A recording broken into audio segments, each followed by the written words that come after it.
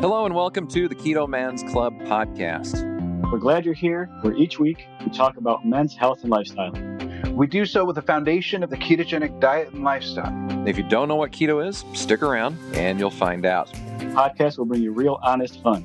Each week we strive to uncover the tips and tricks that you can use in your everyday life to maximize your overall health.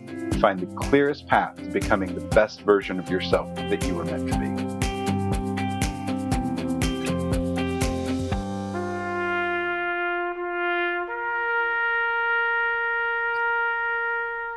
Hello, ladies and gentlemen. This is Jim Inman, one of the hosts of the Keto Man's Club podcast. We're starting our podcast tonight on a more solemn note as we remember and reflect on the memory of Mike Gorman's goatee, which disappeared from his face just a few days ago. Alberto and I are here with you. Chris is on assignment this week. And Alberto and I felt that it was very important to remember and to share the legacy of Mike Gorman's goatee. Alberto, did you have any words you wanted to share with our listeners before we get started? I'm going to miss stroking it on the ride from the airport to his hotel at KetoCon. Welcome, everybody, to the Keto Man's Club podcast. Jim Inman here, along with Alberto. So we as we plan our show each week, a lot of it does come kind of off the cuff in the minutes leading up to the discussion and whatnot. And we just recorded our podcast with Berto a few days ago after he did his marathon. And then Mike Gorman, our buddy, a guest on the show, the host of the Fat Guy Forum, fantastic guy, keto through and through and through, puts this post up in the Keto Man's Club group that he shaves his goatee, which is like a signature item. What do you have any idea why he did this, Berto? I honestly have no idea. Maybe it was just time. I don't know. But I mean, if you got enough willpower to grow it that long, I don't see why you would stop. But I guess we'll just have to ask him when we see him. Well, you may see him before I do. You may talk with him before I do, because I won't be face-to-face with him until we get to Austin and KetoCon later this year. But I just, it's like I said, it's part of his signature look and everything, and it's come off. It doesn't mean that it can't grow back, but we'll just see how it goes. So we wanted to start with a special tribute, though, to Gormy's goatee, and wish him well. So as I mentioned, though, a few days back, we talked to our good friend Alberto here about his marathon, or his half marathon. How's the recovery going now, sir? Oh, actually, surprisingly well, all things considered. I mean, given the what I would say is the shock that I put my body through, I'd be sore for a really, really long time. But as of this morning, I mean, yesterday the muscles were fine, the knees still hurt a little bit, feet were still a little swollen, and it felt like my whole foot needed to crack like a knuckle, and everything would have been fine. But as of this morning, the bottom of my feet are still a little tender, my heels are still a little tender, but I was at the gym this morning doing some deadlifts and squats. Everything went fine there, and I honestly feel great. Good. That's fantastic, man. Well, if people have not heard the discussion, it's definitely a fun one for sure. It's just Chris, Berto, and myself, and we have some audio from Berto's time in the run when he called into the Keto Man's Club hotline and shared some details there. So if you haven't heard it, go and check it out for sure. As I mentioned a few minutes ago, the third of our triangle, Chris Duckett, is out this week, and wish him well, and he will be back in the very near future. So we'll catch up with him the next time he's able to join us here on the show. And we'll introduce our guest in a couple of moments. But Berto, anything else you want to share or discuss a little bit before we do a couple quick shout outs and get to the meat and potatoes? Well, we can't say meat and potatoes on this podcast, can we? meat and meat.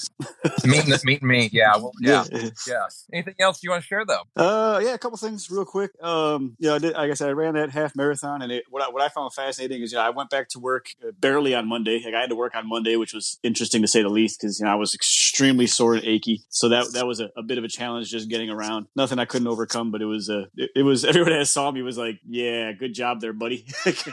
But yeah. I will say one thing that has come out of that actually really surprised me is, between the customers that I have at work, personal friends in my day-to-day life, a couple guys from the group, all, because of me, according to them, decided that they're signing up for the very next 5K and even next year's Austin Half Marathon. Awesome. they're like, man, you did it and you don't run. Like, if we have time, we probably do it too. And I'm like, I think you should. Hey, that's fantastic, man. I don't know that I would advise everybody to go out there and do the half on their first time with 2 weeks and less of training, but for a 5K and whatnot, that's really awesome for those guys. So kudos to them.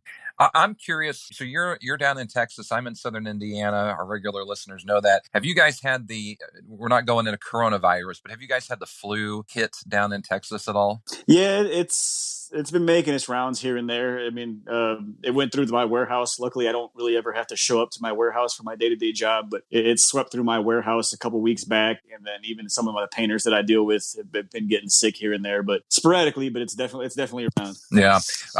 I've been dealing with it at work myself, but I haven't had it too much. A couple of coworkers have taken some time off and whatnot. I've had this like chest rattle though for the last few days. Kind of, I feel it when I go to bed at night and laying there, and I need my grandma's Vicks Vapo Rub. That stuff used to just knock that all out and everything. So maybe I'll call my grandma and see if she can hook me up with some kind of family recipe or something like that. So.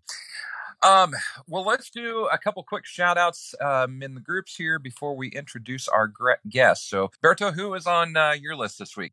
I'm not sure if I shouted him out before. I probably have, but I was just going to go with our good friend, John Lesko. He was part of the very first boot camp, and he's an endurance athlete. You know, we actually spoke to him. You'll be hearing that episode pretty soon here. And when he found out that I was dumb enough to take on this half marathon challenge, he really much gave me no choice but forced himself to chime in with very, very, very good advice and just making me think about a couple of different things and how to approach things. And, you know, do I really want to do this? And, you know, don't try to overexert yourself. And just a ton of really, really good advice that I guess would only come from a coach/endurance athlete that I am going to say helped me tremendously. So, you know, a lot of that was going through my mind as I was running. And then, you know, he decided to set his own PR that same day. So it was just really, really cool. Hell of a guy, really, really knowledgeable. And I mean, internet's a beautiful place sometimes, man. Yes, it is. Yes, it is. Well, I'm going to give a shout out to George Buchanan from Illinois, who posted in our group middle of February. Amazing thing, this group I found and the keto life. I'm horseback riding, zip lining, going to public places, swimming with no shirt on,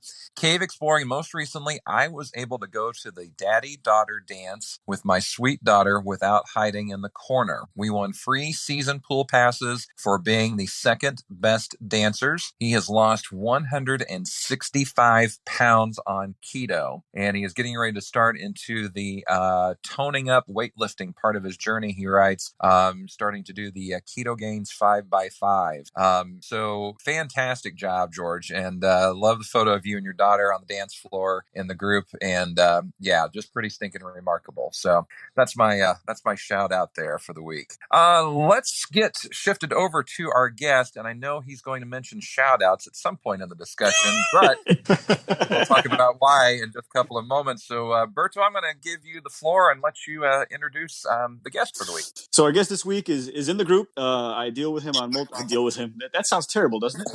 I interact. Well, from our pre-interview discussion, we do deal with this guy, but that's another story.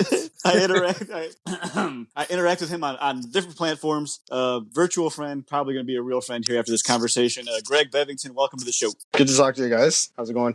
We are good. We are good, sir. Where in the world are you, Greg? I am in Ottawa, up in the Great White North of Canada. Are you a native Canadian? I am. Yeah, I was born in Toronto, and then moved around a little bit as a kid. My dad was Air Force, so we got shipped around across the country a bit, and then been in Ottawa since about 87 or so. So been a while. Excellent.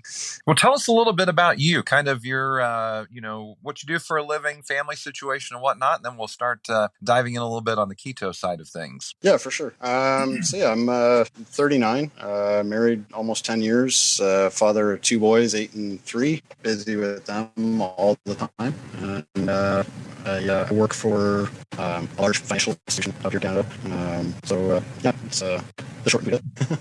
So, Greg, you've been in Canada, family and whatnot, and let's go back kind of towards the beginning. Talk about childhood. Were you a bigger kid? Because were you regular size, family life? Tell us a little bit about growing up. Yeah. So I mean, I was a bigger kid. More once I hit around the age of like 7 or 8 or so.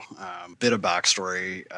My mom passed away when she was 43. Back in 1989. I was 8 years old when she passed, and so that kind of I feel like some of that kind of led me down a path of some inconsistencies as far as diet and weight goes, just with all the ups and downs of that. And then my dad then trying to raise me and my brother on his own for a while, and he was working full time. I mentioned to you guys, he was Air Force, so it was a lot of stuff where he was on the road a lot. So the Swanson TV dinners were a staple in our house. So there was definitely some bad diet habits that started early on as a result of some of that. And so a few years later, I moved out fairly young on my own. I was 16 when I moved out on my own, started working. So being 16, not knowing anything good as far as nutrition, ramen noodles ended up being a pretty consistent staple in my diet. And and I was young enough then that I was easily able to burn off all the garbage I was eating. But then gradually started creeping its way up. A few years later, my dad actually passed when I was 21. And I think just a combination of childhood and then just depression issues and everything else related to my parents, losing them fairly early on. It definitely led to some bad habits as far as eating, and got me to a point where eventually by the time I started keto in 2018, I was up over 300 pounds. So it was and I'm just shy of 6'1". So I was what you would call definitely overly, I guess. Mm-hmm. Sure. I was just kind of scrolling through the group here, just looking at some of your pictures, and your transformation pictures are pretty amazing. And so you went from, what do we have here, 300 pounds and a 42-inch waist to about 200. Are you right now? How much do you weigh right now? I've been hovering the last couple of months. I've been hovering around 200. I just sort of I eased off a little bit on trying to actively lose for a little while. I weighed in the other day. I was at 196.6 actually. So that was definitely a low of my adult life as far as weight goes, but a personal high as far as as far as the significance of the number for sure. So yeah, the important statistic there is here it says you were in a 32-inch pair of jeans, which is a smaller pair of jeans than I wear. So just to put things into reference for you. So how long did it take you to go from 300 plus to 199?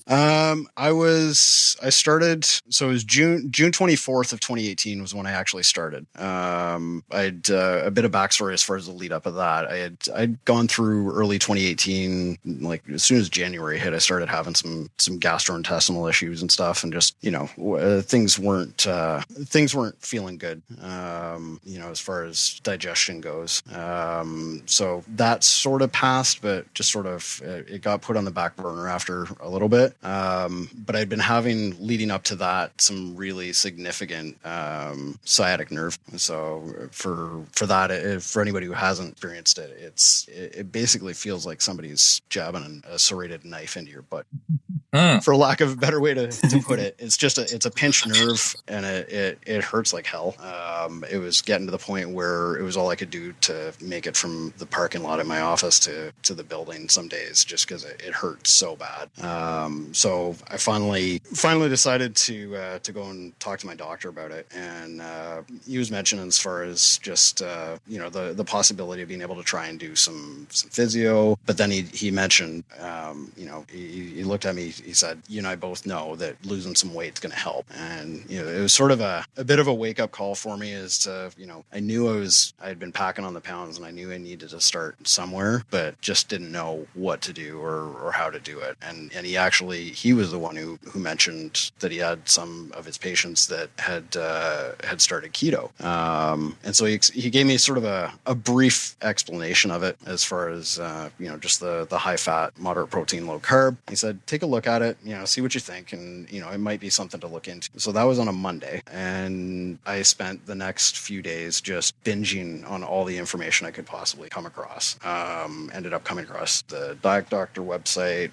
Ruled.me was a big one for me as well. Matt and Mega with Keto Connect. Found the Magic Pill documentary on Netflix, and I went full bore just trying to get all the information I could. And by the next weekend, I was like, you know what? I might as well. I've got nothing to lose but a lot of weight and a few years of my life at this point, so I might as well just jump in. And so that was on the Monday, and then the following Sunday I started keto, and just went full bore. Dropped I think 18 pounds in my first month. And, oh wow! And it just it sort of tapered off a little bit from there, but then it still stayed fairly consistent the whole way through, and just committed myself to it and said, you know what, no more excuses. I gotta do this, and it just sort of it snowballed from there. Were you an athletic guy at all, Greg? Did you do any sports growing up or anything?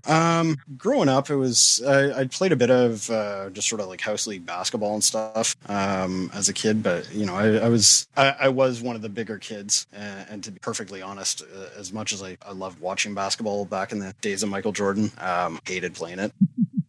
But I kind of wanted to do like my older brother and be able to go and play hockey and stuff. But I think my dad, having had already gone through that with my brother, didn't want to have to do the 5 a.m. drives out to the rink. So I ended up getting stuck with basketball. And then into my teens, I really got into mountain biking for a while. Really heavy into it. Was loving it, and then ended up having a bad crash when I was about 18, 19. Ended up wrecking my bike as a result of it. Couldn't afford to get a new one at the time, and that just sort of fell off the radar. Mm-hmm. And then just life got in the way, and excuses came, and the weight came too. So sure. So you talked about the weight loss when you started keto, the 16 pounds and whatnot. Was it an easy mental change for you to switch to that way of eating, or did you kind of give me some French fries again? Or is there a Canadian thing? I'm so used to American fast food. Is there a Canadian fast food staple up there? Yeah, I think a lot of our typical fast food staples are pretty much the same. The McDonald's and the Wendy's and all that garbage. We got Five Guys a few years back, so that was a treat. Mm-hmm. But I was never big on the fast food stuff. It was just when I would eat, it was just the quantities were just off the charts. It was, and that was something that was actually a really big wake up call for me when I did start, because I committed to start tracking right off the bat. And at the time I was using MyFitnessPal, then switched to eventually a Carb Manager for tracking apps. But for that first day, and when I started, I was supposed to be eating 2,500 calories or something to still be in a bit of a deficit. And it made me realize immediately just how much I had been eating to get to the point where I was. I'm sure even to this day, if I tried to punch in what I think I would have in a day back then, it would be staggering. And I have no doubt that if I hadn't already dropped a heart attack by now, that I probably would have cracked 350 by now if I hadn't stopped when I did. So it's amazing when you kind of look back and when you're eating all the carbs and stuff, how many calories you can actually eat when you're down in carbs at every meal, because you're hungry more often. We all know how that goes. I just recently had a conversation with a buddy who's actually a bodybuilder, and he saw my drinking, my water bottle I carry around has got a Keto Savage band around it, and he's like, oh, keto, he's like, oh, that's cool. He's like, bodybuilders, eventually, we all end up there as part of the prep. And then we got into talking about cutting and bulking, and I was telling about my bulk and the calories I was eating, and he's just staring at me. He's like, you were eating almost 4,000 calories a day. He's like, but with no carbs. He's like, man, that is an insane amount of food. So he was even able to appreciate, because he knows okay, if you're eating white or brown rice and potatoes and stuff, you could probably hit that number, fairly easily. He's like, but the way you did it, he's like, wow, he's like, that's pretty insane. Yeah, your meals are definitely they're pretty epic to say the least. That's for sure. Well, you're no slouch in the kitchen either, man. Let's perfect little segue right there. I'm looking at chicken heart shiitake pesto. I'm looking at what do we got here? Chicken breasts rice with shirataki noodles mashed up in avocado. We got some spices and some Parmesan. Got some smoked sausage, mussels, habanero garlic pepper. Man, you know what you're doing. So you take the food seriously. What was your inspiration for all this stuff? Or you kind of just go for it? Where does all these ideas for these meals come from? Well, I mean, definitely like any like the shirataki noodles and cognac noodles and stuff, or konjac, whatever it is. I don't know. The noodles have definitely become a pretty regular staple, just because it's such an easy way to bulk up a meal. Make it feel like you're having a little bit more of the stuff that would fill you up beforehand. To be honest, a lot of the stuff that I throw together, it's just sort of, it's on a whim. I'm fairly lucky that I'm not a picky eater. So I mean, I can easily eat the same thing 3 days in a row and not care. Where I know some people, they'll look at that and they'll be like, oh man, I couldn't eat the same thing like over and over again. But at the end of the day, I mean, a lot of the ways that I'll change stuff up is just with the seasoning and stuff, right? Like you can take the same meal and just season it a little bit differently and totally change it. Even tonight, and like I know there's not a lot of people that have done keto that aren't familiar with the whole egg roll in a bowl or whatever it is.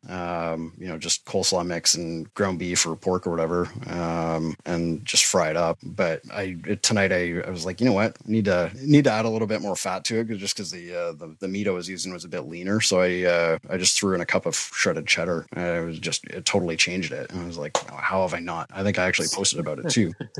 I was like, how have I never added cheese to this before? Like, I was almost sad when it was done, just because it was like, man. It's bad. It's good when you want to shed a tear after it's all said and done. Oh yeah, I looked at the bowl and like I looked over at my wife. I'm like, that was so good. I didn't want it to end. Like, and I'm sure she's looked at you and said the same thing. Sorry, Greg. I'm not touching that one. I'm not touching that one. Oh my God. Y'all are gonna get me in a big old pile of shit. I am only teasing Greg more so because when we started the conversation, before we actually started recording, we were giving each other a little bit back and forth and everything, which we'll talk about later. So I say it all in fun and all appreciation. Oh yeah, Greg is a very active member in the group and everything. When you were doing the first getting onto keto, we hear repeatedly from guys talking about mental clarity. Can you share a little bit about any changes that you experienced with that, better thinking processes, or anything along the lines once you were on the keto? Yeah, I mean, definitely, I think I was really lucky early on that I didn't go through, I've heard some people refer to it as like a hell week as far as the keto flu goes. And to be honest, like I started on the Monday, and I remember on the Thursday, I had like just absolutely debilitating headache. It was so bad, but I was really, I started looking into it and I was like, okay, like, I don't care if I have to chug half a jar of pickle juice, like just to get some electrolytes into me, like I'm going to push through this. And felt reasonably good by the next day. And it was actually really amazing as far as the clarity go. Like it was honestly like one day I just woke up, like a week and a half in, and it was just like night and day from the day before. Like it was really, I almost didn't believe it, just because of the fact that I just all of a sudden I felt alert. For years, if we went on road trips, my wife would end up doing a lot of the driving just because I was dozing off. I had a hard time keeping my eyes open for a half-hour drive. And within a couple weeks, we did a trip to go see some family down in a town called Belleville, about 3 hours from here, and ended up, wife and kids stayed down there for a couple extra days. I had to come back to work, and so I drove back on my own on the Monday night, and then drove back down after my Wednesday night shift. Worked a full 8-hour shift, drove 3 hours nonstop, and like just I was alert. It was bizarre, and without like any extra copious amounts of caffeine or anything like that. So it was just the clarity aspect of it really, it was quite a stunner for me as far as just the difference. It was just without ever having really realized, just that it was possible to feel like that. It was really weird, but at the same time. It's interesting when you discover like normal, like, oh, this is what normal is supposed to feel like. Oh yeah. Yeah, like things are not supposed to be a constant struggle for, you know, like random daily tasks. Like, oh, normal. And yeah, I remember when I had first had that experience, I'm like, oh, so this is what it feels like to be normal. As I can imagine it, you know, it sounds like you had the exact same experience, and I mean, very similar story to mine, where I didn't have much of a keto flu. For me, it was almost like the moment I decided to start keto, the benefits just started pouring in. Like, I never had keto flu. I never had any like fogginess. I never had any of the symptoms that people talk about. For me, it was just like sunshine and from day one, from the first moment. So, I mean, it sounds like you were very, very similar. Well, as far as the benefits go too, you know, and I know I've mentioned some of that on the group and stuff too, where, you know, it's not even just the sciatic and, you know, the sciatic nerve pain, which is almost completely dissipated. You know, I'm at a point now where if I've got to stand in one place for half an hour, it'll start to tense up on me a bit, but nothing like before. Before it was like the second I woke up in the morning, tried to step out of bed, like hurt constantly. But between that, I was diagnosed with sleep apnea, probably in like 2014, I think. And so I was using a CPAP machine for several years. And before that was, you know, like sleeping in the spare bedroom and stuff until we needed it for our second son. And snoring loud enough that, you know, my oldest son was in the next room, and I would actually wake him up through the wall, just because snoring that loud. And, you know, finally went and got a sleep study done and got a machine, and it helped. But at the same time, it's, you know, for anybody who's ever had to use one before, it's not really fun feeling like you're wearing a Darth Vader mask when you're curling up to tuck in for the night. So within, I'd say, so it was June of 2018 when I started keto. By January of last year, I stopped using the CPAP and haven't gone back since. Did you talk to your doctor about going away from the CPAP? And I'm, for a couple of reasons. Number one, you know, you can feel better, but are you doing better kind of thing? But also, some people have sleep apnea unrelated to their weight situation, that they've got some other condition or whatever. So I'm just kind of curious if you had any discussion with the doctor about going off of it. For me, I didn't. When I actually went for the sleep study, which it's ironic that they call it a sleep study, because if you've ever had one, you don't really sleep. Right.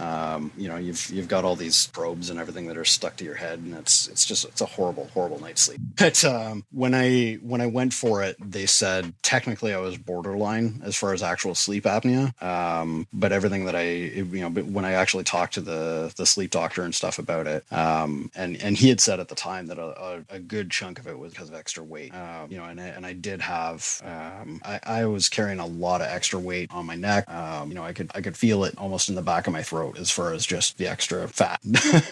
So it, you know, I started sort of experimenting with trying nights without it. And then eventually it was just, I looked at my wife, I was like, no, I haven't used it in a couple weeks now. Like, have I woke you up at all? And she said, no. And I was, you know, it was definitely quite a moment to finally get to a point where it was like, oh my God, this might actually be a thing of the past. And it was, I was so self-conscious about it for a long time that I actually, even though I stopped using it in January of last year, I think it was only in November when I finally put it away, because I was just like, just in case, I'm going to just keep this thing ready. And yeah, luckily that night never came. And, you know, it's definitely been a big game changer. And I don't feel like crap in the morning. You know, I could tell if I had a bad night's sleep before, if I didn't wear it. And now it's like, you know, I get up and I'm good to go once I hit snooze a few times. But yeah, who doesn't? But we all do that. Yeah, that's not a problem. No, that's amazing, man. So what do we got? What are your goals? What are your plans? Were you working out now? What do you have coming up in the future? Since, you know, you found what I'm going to go ahead and call your maintenance, and you don't seem like the kind of guy that just likes to sit still and just settle down with things. No, you know, I've definitely started working out a bit more. You know, I don't have a gym membership on the go at the moment, but you know, I've got a couple of dumbbells down in the basement that I'll toss around every once in a while. while and, get that done. I think a lot of it, I'm just looking forward to in the spring once there's some better weather outside and I don't have to bundle up in, some snow gear and everything. Just, I started running again last year, actually, in the summer. I live right next to a high school, so I'd just go out at night and hit the track and just start doing laps. And it hurt, but it was a good hurt, and I kind of want to get back into that again. I'm not looking to bulk up or anything like that too much. I might eventually start hitting the gym more often, but it's for now I'm pretty content with just when I feel like being active, I get out there and do it. I'm busy enough with chasing my kids around and stuff too, and it's yeah. Do your wife and kids follow keto at all? They do not, actually. So that's definitely been interesting to. We've hit the hot button issue now. Yeah, no, well, not so much actually. I mean, it's something where it's my wife's obviously seen the changes. She's mentioned that she doesn't really have any interest in trying to do what I do as far as just the diet goes. When it comes to anything as far as weight goes, she'll hop on Weight Watchers and be totally content with it. And I'm not one to push it on anybody. I've had plenty of friends and coworkers and whatnot that even complete strangers that have reached out to me online to look for pointers, tips, and stuff like that. And I'm more than happy to help if they want. But until then, if somebody doesn't want to do that, I get it. It's not for everybody. As far as them doing keto, that's one of the challenges in our house, is that because I actually do a lot of the cooking myself. So 9 times out of 10, when you see any of my posts as far as food goes, what I'm eating that night, I've also made a whole separate meal for them at the same time. So what you don't see is the 2 or 3 fry pans that are on the go at the same time. With tonight I did my meal, and then for them I made up some pasta dish, and I'm more conscious about sugars and carbs and stuff in that. Maybe not having quite as much rice and pasta as before, but not in a keto way. At the most, I'll make some of their meals a little lower carb than I might have done before. But I mean, yeah, it's as far as keto goes, it's been a total game changer. Like, as far as just when you go and do groceries, once it clicks and figure it out, and you walk into a grocery store, and it's like you're looking at everything just completely differently, than you did before. And it's really, really something. Good deal. What is your favorite keto meal? And you can't say steak. I was thinking about this earlier today. I knew you were going to ask me that. If I had to say right now, it would honestly be the ground meat with the coleslaw and the cheese that I made tonight. So if I could have that again right now, I'd be totally happy. I mean, I keep it simple. If you give me some ground beef and a bit of coleslaw mix, and I can keep it pretty consistently different, if you will, from one night to the next, just with some extra seasoning and stuff like that. So I'm not too picky as far as that goes. But if I had to choose a steak, I know it breaks the rule, but I'll take a ribeye any day. Not at all. Not at all. Berto, anything else? So I work for a bank up here. No shame in that. I work in our collections area. So I've What done do you do for a living? 13 years, and it's interesting work. It's talking to a lot of people that are going through some pretty difficult periods of their life, and trying to help them to figure things out as far as their debts go, and getting things back on track. So it comes with its challenges and its stresses, but as well as the challenges of working a desk job too. So which is where some of the weight came from, I'm sure too. But that's about it as far as that goes. Do you recall how you found the Keto Man's Club? I do, actually. Oddly enough, it was when I first was introduced to Gormy, Mike Gorman. Rest in peace, may his beard be. And again, if I can express my condolences to Chris, because I know he's not with us tonight. He was heartbroken over the loss of Gormy's beard. So I'm sure he's having a he may be in time. mourning still. Actually, he is. He's on bereavement from the men's club at the moment. So poor guy.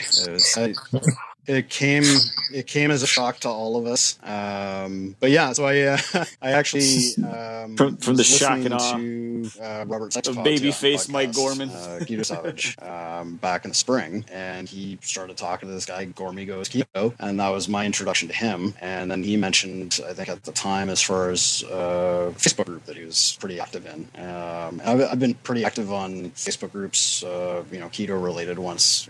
There's one that I'm actually moderator for here in Ottawa.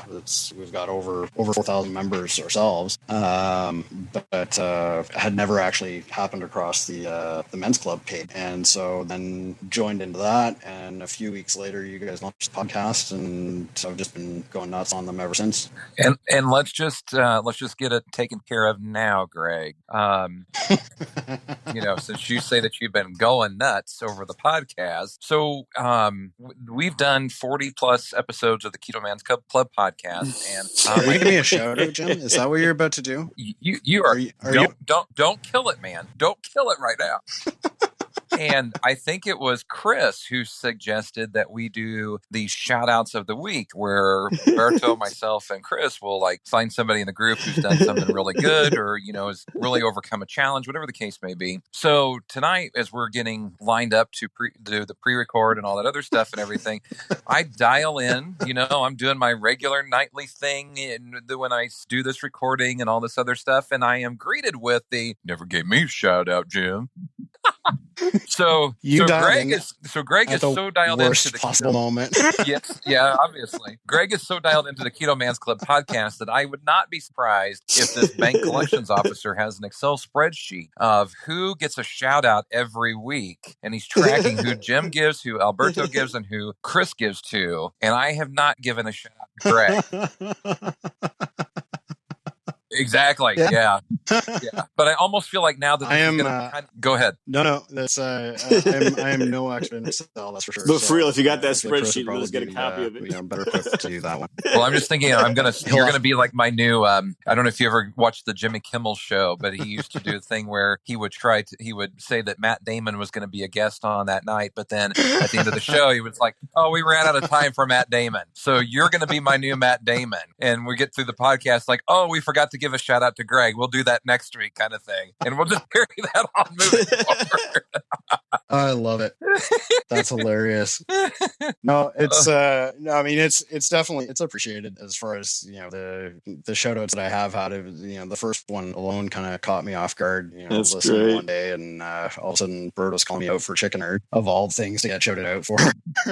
But yeah, let's talk chicken hearts for a minute, because we both, well, I'm not going to say I enjoy them, but I definitely eat them, and I've tried to find a way to eat them, and we've discussed it before, but the only way that I can seem to stomach these things is I've got it figured out to where I've got to brine them in a salt brine for 24 hours, which tenderizes them tremendously. Then I will wrap them in bacon, and I will smoke them on my stick burner outside. But by the time you do that, it tastes just delicious. You're smoking bacon, so pretty much the whole thing just tastes like smoked bacon. And I can stomach it. What's your go-to way for the chicken hearts? Yeah, it's maybe if I'm down in Texas anytime, I'll up in some of them. But well, if there's an offset smoker involved, a lot of times you're working anyway. So started out actually is just passing by the meat section of the grocery store and seeing these things, and it's like, I can pick up like 1.5 pounds of these things for like $4. I might as well try them. Worst thing is they taste like liver, and I toss them in the bin. So I'll just season the crap out of them. And that's pretty much it. The one thing I really do actually like them for is in summer I'll throw them on skewers, and I'll actually do them on the barbecue, and they'll get a little bit of a crisp on them, and they're actually pretty good. So I'll do those up with some bait. What do I call them? Mm-hmm. Oh, I'll just throw them on skewers and yeah, what do you call those? Protein. Yeah. Didn't you have a name for them? Like when you said you throw them on the grill when you cook them when you cook. I don't know. You caught me off guard with that one. Yeah. What was it? You call them protein peanuts or what? Protein popcorn or something? What was it? There was something that we came up in the middle of comments. It was either protein peanuts or protein popcorn. We were just talking about how we just throw them on the grill and you cook something else. So when they get all nice and crunchy, then you got something to snack on while the rest of your food is cooking. My local butcher, I can get like 2 kilos of the thing for $5. It's just these perfect little nuggets of bacon, and do those on the barbecue, and they're just amazing. Yeah, pretty much. And it works all right. And it doesn't take 24 hours, to bind them. And all So that you'll stuff. like make But little bacon it's, and it, chicken I mean, heart they're not my skewers. favorite, but I could see that working. I could definitely see that working. Yeah, like, well, same thing goes. Like, they're not my favorite, but I mean, if you're gonna start diving into the like nutrient dense scope of things, I think it's a great first step, because there's a lot you can do with them. They're small enough and they're cheap enough to where if it just ain't gonna work for you, like you said, you can just pitch the whole thing and you're out like $1.50. You're not gonna cry over and that. stuff like that. So, I don't know. Like, I love Danny, but unless you just drown in bacon grease, it's still gonna taste like liver, and it's just. But yeah, I definitely in hearing Denny talk a lot about just organ meats and the nutrient profile and stuff. I'm compelled to try a bit more than I would have in the past. Like, I've done a bit of beef heart. I actually found a grocery nearby that has lamb hearts, so I'm curious. I think that'll be next thing to try. And heart's a good starter for anybody who hasn't done organ meats before. It's definitely a good way to start, just given the fact that it's essentially a muscle. The texture's a little bit. It's a good way to ease. So one last thing that I like to ask guests: best part of the Keto Man's Club group for you? I think just the community. Fantastic. Be it the Man's Club or just the online community in general. You guys are all on Instagram. I've gotten a lot more active on it last year. Just everybody's really supportive of each other. You're always gonna get the odd bad apple in there that'll, this ain't keto, that ain't go, and all that. But at the end of the day, we're all kind of headed in the same direction as far as just trying to better our health, and everyone's really supportive of each other as far as just trying to offer advice. Hey, this worked for me, maybe try this. Just sharing information and ideas and recipes. As far as Man's Club, there's definitely a healthy amount of banter that goes back and forth in that group. So it's keeps from getting too serious, like you get in some of the groups. Yeah, it's a great little community. All right, I might give you a shout out then. Oh no! I'll still be waiting for my check in the mail to come. That's an A+ Canadian answer there, sir. dollars. I don't think what I think it should be. I was about to say, I don't think Jim can come against you there, buddy. That's only going to give you about 70 cents, and I still feel like I'm going to be eating crow for a few episodes after this one. So that's fine. Oh gosh, is there anything, Greg, that we haven't asked you that you want to share or talk about, or anything at all before we start wrapping up? No, man. I mean, I appreciate it. Bro reached out to me a few weeks back. I actually just finished listening to the episode that you guys did with Danny Vega that day. And I've followed Danny for pretty much the entirety of the time that I've been doing keto, and to get reached out to do the same show, on that same day was kind of surreal. I think my initial answer was, "What, really?" Yeah. Are you sure? Like, you talked to Danny, and then you were speaking to the dudette from the dudes earlier, and to be in that kind of a grouping is kind of cool, actually. It's appreciated. You guys are doing a great thing between this show and the group, and the beginners group is really picking up some steam, and even the I should say as well, the mentorship part of the main group, because I've actually been involved in that.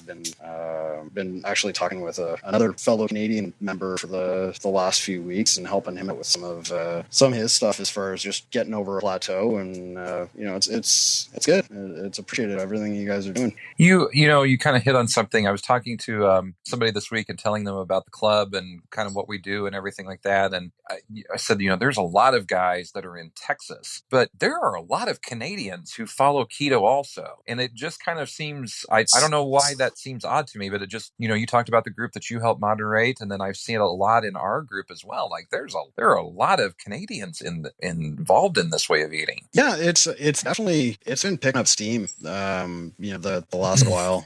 We don't have the vast array of products up here that you guys have. And even in the local that I'm a part of, and there's frequently people that are like, "Oh, hey, I'm driving down to Ogdensburg this week. just across the border in New York State. What should I get at Walmart? And people are just chiming in with these lists of things that they should try and pick up and stuff. But I mean, we find a way to do it. And I mean, at the end of the day, it's just eating. You get your protein, you get your fat, you get a little bit of veg in there, and you're good to go. So you don't need anything else, and any of the other stuff is just bonus, and half of it is just you don't need it anyway. So it's yeah. Well, Greg, there may be another shout out for you in the future. We'll just have to see how things go over the next week and everything. So, good point. But I appreciate you coming appreciated. on. It was a good discussion for sure, man. Absolutely. Thanks a lot, guys. So let's start wrapping things up. So, Greg, obviously you're in the Keto Man's Club, but if people want to track you down elsewhere, where can they find you? So I'm on the group just about every day. I think the only person that posts more than me is probably Berto. So, and then aside from that, it's mostly just I post most of my meals. They're pretty simple, but I post most of them on Instagram. So it's just on Instagram is G_Bevs BEVS __ keto GBevs keto, and feel free to follow me on there. I'm open up on Instagram, and shoot me any questions if you got them. Awesome. Berto, what about you, sir? You can always find me in the group. If Instagram would be L.ketocholo, and then every once in a while I decide to throw in my capital _ painter. Our good friend Instagram, Chris, who where is it's unable just to join us kind of tonight, more automotive and body shop related stuff, fun facts, what it looks like when you mix paint before you shake it all together. Just Jim random interesting Inman stuff like that. JR, also on Instagram, and Chris, myself, Berto, Greg, and 3,200, 3,300, probably by the time this is up, maybe even 3,400 guys from across the globe are in the Keto Man's Club. So you can always track us down in there and catch up and see what's going on. So just a couple quick reminders here. So if you want to track us down outside of the group, a couple different ways. You can go to our website, which is theketomansclub.com. All of our socials are there. You can find links to our Facebook groups, just a whole variety of things. So head over to theketomansclub.com. You can also email us at ketomansclubpodcast@gmail.com. So ketomansclubpodcast@gmail.com. And that same Keto Man's Club podcast is our Instagram handle for the group and whatnot. Now, if you want to be really cool, like Berto, and call in and tell us your life story or vent about being on mile 12 and it's hilly as all get out, and you're just 512-518-6161 is the number. If you give us a call, Chris handles the phone lines, and you might hear your voice on an upcoming episode of the Keto Man's Club podcast. So anything else, Alberto, before we wrap it up for the week, sir? Okay. Well, again, Greg, thank you very much for joining us. All kidding aside, appreciate you telling your story and everything, man. And congrats on your success, health-wise, weight-wise, everything like that. Thanks think we're good here. It's been fun. No problem. And for myself, Berto, and Chris, that is it for this week, everybody. So until next week, make sure to eat meat, lift heavy, sleep, and repeat. Thank you for joining us for the Keto Man's Club podcast. Your support means the world to us. Don't forget to subscribe so you don't miss an episode. Would you help us spread the word about the Keto Man's Club by sharing with your friends and family? We're available on all podcast platforms, so just search for Keto Man's Club and you'll find us. If you would like to connect with us, you can do so a number of ways. Our web address leads to our Facebook group, theketomansclub.com. That's THEKETOMANSCLUB.com. You can also follow us on Instagram at Keto Man's Club Podcast. Lastly, if you have any comments or questions, feel free to reach out via email to ketomansclubpodcast@gmail.com. Thank you again for joining us today, and we look forward to hanging out with you again next week.